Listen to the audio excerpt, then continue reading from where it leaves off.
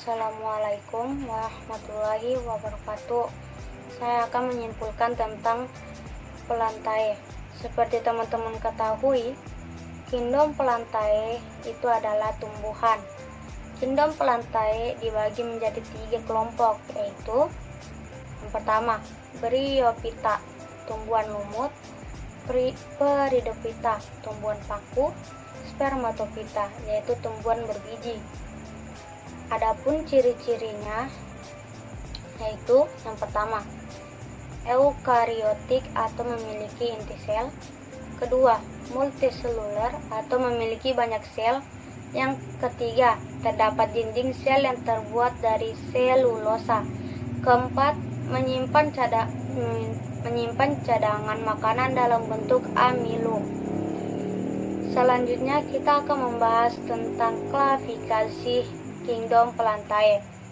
Yang pertama, Bryophyta, yaitu belum memiliki batang, akar, dan daun sejati, dan akarnya berupa akar semu, dan tidak punya berkas pemuluh. Kedua, Peridophyta, yaitu mempunyai batang dan daun sejati, dan mempunyai pemuluh pengangkut, dan habitat pertumbuhan paku antara lain tempat lembab, menempel pada tumbuhan lain, dan sisa-sisa tumbuhan lain.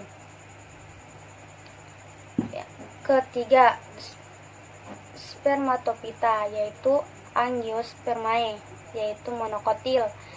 Saya akan menyebutkan ciri-ciri yang dimiliki tumbuhan monokotil, yaitu yang pertama, berbiji tunggal atau berkeping satu; kedua, tidak membelah saat berkecambah; ketiga, akarnya seraput; keempat, daunnya terbuntu halus dan bertulang sejajar; kelima, batang tidak bercabang dan berruas-ruas; keenam, ujung batang dilindungi oleh koleoptil; ketujuh, sebagian besar memiliki bunga yang tersusun dari mahkota bunga, kelopak bunga, dan benang sari, berjumlah 3 buah.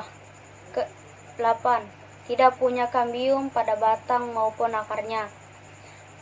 Ciri-ciri tumbuhan dikotil antara lain: pertama, memiliki biji yang berkeping 2; kedua, membelah saat berkecambah; ketiga, akar tunggang; keempat, memiliki batang bercabang; 5, tulang daun oval atau berjari; 6, tidak memiliki tuduk akar; 7, batang berkambium; 8, akar dan batang memiliki bentuk yang membesar; 9, memiliki xilem dan phloem; 10, bagian bunga tersusun dari mahkota bunga, kelopak bunga, dan benang sari dengan jumlah 2, 4, 5 atau kelipatannya. Dari Gymnospermae. Gymnospermae adalah kelompok tanaman yang mempunyai biji terbuka dalam bakal buah. Maka dari itu, kelompok tanaman ini disebut juga tumbuhan berbiji terbuka. Kata gymnos artinya telanjang, dan sperma berarti biji. Maka dari itu, Gymnospermae berarti tumbuhan berbiji telanjang atau tidak tertutup.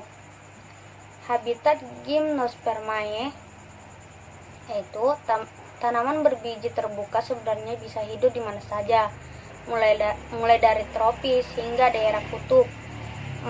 Manfaat Gymnospermae: yang pertama, berpotensi sebagai tanaman hias karena daun yang kaku dapat digunakan untuk melengkapi karangan bunga. 2. Kayu tumbuhan Gymnospermae dapat digunakan sebagai bahan konstruksi. 3. Daun buah dari spesies Gnetum gnemon dapat digunakan sebagai sayuran. 4. Kulit batang tanaman berbiji terbuka dapat digunakan untuk tali.